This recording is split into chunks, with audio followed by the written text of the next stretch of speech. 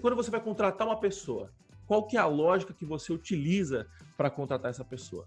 Só para testar aí o que o Moa falou, né? Eu já programava para web há 8 anos e tinha uma experiência grande. Então, eu poderia aprender Django lendo documentação, fazendo tudo? Podia. Mas fui lá e comprei um curso, porque justamente já ia me mostrar o caminho das pedras. Mesma coisa para na hora de me tornar diretor de tecnologia. Eu falei, ué, qual que é a língua que esse pessoal, os executivos fazem? Eu não tenho tempo de fazer um MBA. Então, fui fazer uma mentoria com um amigo meu que já tinha ido fazer o MBA e me fez uma mentoria pragmática porque eu queria fazer para a área de diretoria técnica, né? Para virar realmente o famigerado CTO, apesar de eu não gostar das letrinhas em inglês, né? Então, essa parte de diretoria técnica. Então, para otimizar o tempo, investir em curso. Quando eu vou contratar já, quando eu fui para essa fase, tanto de diretoria aí, na época de Qmágico e Prices, qual foi o meu caminho, né? O meu caminho, como eu já dava aula, eu brincava que a galera já fazia o processo seletivo, já estava fazendo o processo seletivo sem saber. E era melhor do que um processo seletivo eu contratar as pessoas que estavam tendo aula comigo. Por quê? Porque a pessoa está num ambiente em que ela não tá precisando, ela não sabe que ela está participando, e aí você começa a ver, né? Você começa a ver quem é que entrega, quem é que dá o Bob Nelson, né? De, o meu cachorro, minha máquina quebrou, quem é resiliente, quem não é, quem quebra fácil, quem não quebra. Então, na contratação em si, eu acho que o que conta, principalmente no início, se você tiver essa possibilidade, é o conhecimento e confiança na pessoa. Tanto é que a gente sempre diz, e vai falar isso depois na hora das vias, quando alguém precisa de uma vaga, você, vai buscar, primeiro, pessoas que você conhece, estão disponíveis? Se elas não estão disponíveis, elas têm alguém com quem elas já trabalharam e confiam para indicar? Então, esse é o caminho. E só depois que aí eu vou anunciar a vaga, sei lá, em algum lugar para conseguir uma pessoa que eu não conheço, porque eu vou ter que investir um tempo considerável nesse processo seletivo e vou ter que analisar essas pessoas por um curto espaço de tempo. Às vezes, questão de uma entrevista de 1 a 2 horas, você vai ter que tomar uma decisão. E com certeza tem pouco dado nessa decisão para você tomar e chegar lá, né? Na prática, acho que até por isso que tem os 3 meses também, até previsto dentro da CLT, para você ter um período de experiência. Porque eu acho que quando realmente você vai conhecer a pessoa, é na hora que você trabalha junto com ela. Sim. Faz sentido, amor? Faz total sentido. Eu acho que essa é a linha, né? Eu até brinco, né? O pessoal, não, eu preciso logo de uma oportunidade, então eu vou assinar a Cato, por exemplo. E, cara, pro cara chegar a publicar uma vaga na Cato, são 2 opções. A primeira é, ele não encontrou ninguém de confiança, e aí vai vir uma batelada de currículo, e aí o mundo é assim, né? O cara vai olhar lá e vai falar assim, esse cara aqui fez USP, então deixa eu separar esse currículo dele. Esse cara aqui fez Unisquina, não. Esse cara aqui nem fez faculdade, não. Por quê? Porque você vai cair em critérios objetivos, né? Você será reduzido a características, basicamente, né? Você não vai conseguir mostrar quem é você, de fato. Não vai dar tempo, você não vai ter essa oportunidade. Nunca trabalhou, né? Nunca trabalhou, já tá eliminado. Exato. Exatamente. E aí, esse é o primeiro ponto, né? O cara não vai conseguir. O cara chegou ali porque ele não conseguiu achar alguém no círculo de confiança dele.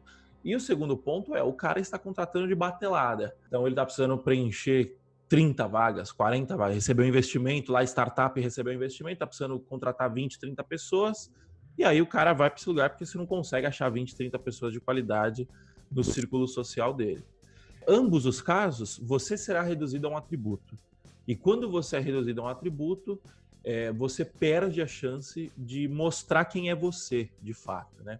E aí, o que a gente advoga aqui? Por que existe essa lógica de contratação?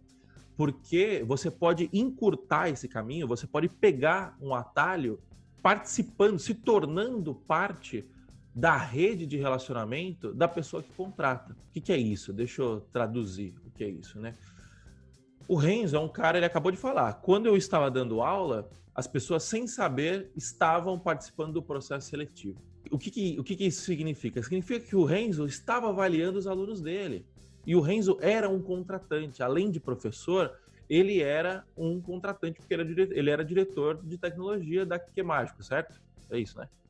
Isso. Então, você já está participando da rede de relacionamentos do seu professor sem você saber, sem você perceber. O cara que for ligeiro, obviamente, ele vai perceber isso, né? Então, você vai pegar e vai começar, vai tratar a faculdade, por exemplo, como você tratava o ensino médio, de ficar tirando o professor, turma do fundão, barulho, caralho. Beleza, você pode fazer isso, é uma escolha sua. Ou você pode mostrar para o seu professor que você é um cara comprometido, que você se desenrola, que você é resiliente e tal. Porque, no fim das contas, o cara que vai contratar, ele não está preocupado se você sabe... Tá, em certa forma ele tá, mas essa é a menor das preocupações. Se você sabe teste automatizado, se você sabe fazer um bubble sort, se você sabe algoritmo, né, estrutura de dados, esse tipo de coisa... Essa preocupação, ela é secundária, porque o cara ensina isso depois. Um mesinho de intensivo, o cara sai lindo, sai com uma formação de 1 ano de qualquer faculdade boa aí, você entendeu? Então, o que o cara tá preocupado? O cara tá preocupado se você tá disposto a aprender, o cara tá preocupado se você é resiliente, o cara tá preocupado se você não é um cuzão, se você não vai ficar dando gato no trabalho, se você não vai foder os seus amigos, os seus colegas de trabalho. É isso que ele tá preocupado. Você entendeu? Ele tá preocupado se você tem uma capacidade boa de aprender, tá preocupado com o soft skill, é isso. Então, essa é a lógica, o primeiro passo para você conseguir uma oportunidade de trabalho, e quando eu falo oportunidade de trabalho não é uma CLT, tá? É oportunidade de demonstrar o seu trabalho e ganhar por isso. O primeiro passo é você entender essa lógica de programação e hackear essa lógica de contratação, e hackear essa lógica de contratação.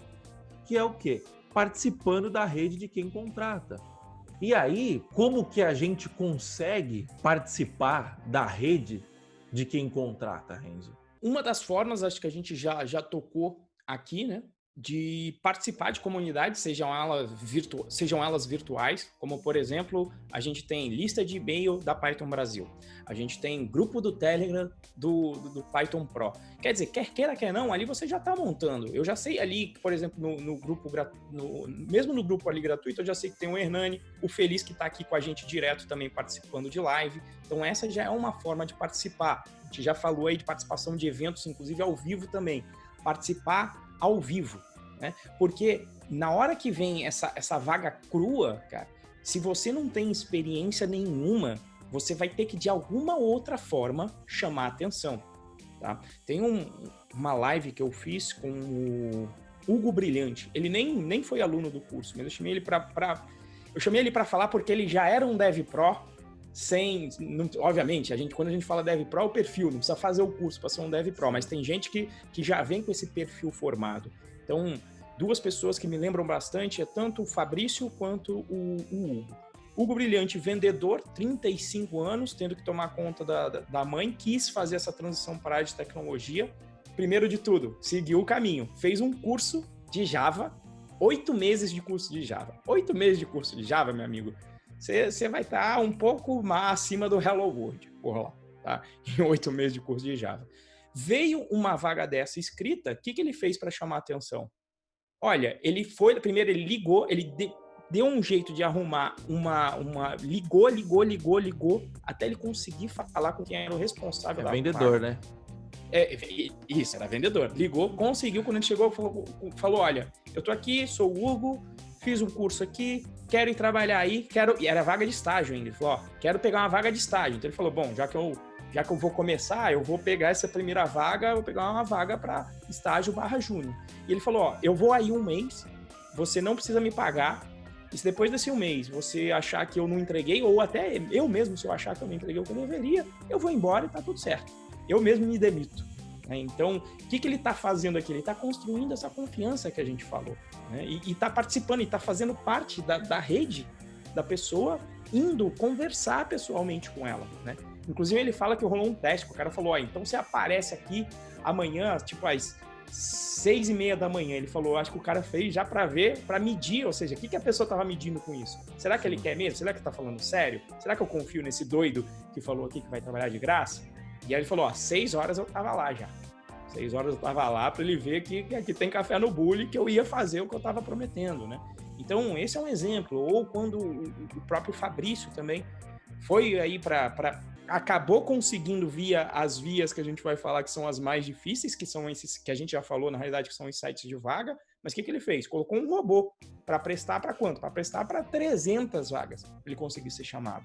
Então, ou seja, ele hackeou o sistema também de uma outra maneira, mas o principal é na hora do papo e da conversa que importa muito, e importa bastante. E, inclusive, quando você, e aí eu sei porque eu já fiz a parte de um entrevistador, né? A comunicação, por exemplo, faz total diferença na hora que você está lá. Porque imagina que você está lá entrevistando, se põe no lugar do entrevistador. 10 pessoas, 10 reuniões de 1 hora em um dia. Você já está escornado de conversar com as pessoas, e, sabe? É um processo estressante.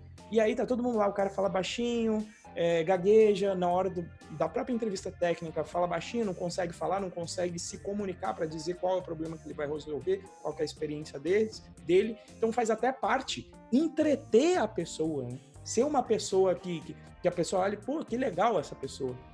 Como é bacana conversar com ela, até para dar uma animada. Só isso já aumenta bastante as suas chances aí. Mas, enfim, participar de comunidades das gratuitas, como a gente já falou, participar de comunidade paga, né? E aí o que acontece? Porque a comunidade gratuita, a vantagem você pode postar uma porrada de pergunta lá na Python Brasil, mas tem uma porrada de gente que não vai... E a pessoa imagina, você está respondendo pergunta lá, eu mesmo respondo algumas. Cara, mas você vai responder quando puder, alguma vez, no meio daquelas milhares de mensagens que existem, você vai pensar uma ou outra ali, você acha o título interessante, né, o assunto interessante, pinça uma, responde. Só que, cara, é tanta gente e o nível de interação é tão pouco, a frequência pelo menos é tão pouca, que acaba que eu nem me conecto para me lembrar das pessoas. Então essa é a hora que, de repente, quando você vai para um curso pago, né, é menos gente só focada em geral em uma coisa específica, né, e existe ali o compromisso feito através até de contrato pelo menos, né, no nosso caso lá no Python Pro, de eu ir lá e te responder, você não vai ficar sem dúvida. Tem dúvida na Python Brasil que vai passar a batida. Por exemplo, quando perguntam qual é a melhor IDE, eu já nem entro na conversa. Na verdade, eu até gravei um vídeo, que aí eu só mando o vídeo, já nem respondo mais, ou quando eu acho que a pergunta não foi bem feita e vai demorar muito para eu conseguir responder, putz, aí eu passo batido. Eu falo, espero que tenha alguém aí na comunidade que tenha mais tempo disponível, e em geral tem, mas às vezes fica lá a sua pergunta para 3, 4 dias, ou se a pergunta não foi bem feita, o pessoal não tem a paciência de ir lá e falar, olha, tem até um tutorial, o Fábio que às vezes manda, olha, como fazer uma pergunta direito. Exato. Então, eu acho que esse ponto faz sentido aí, amor? Faz total sentido.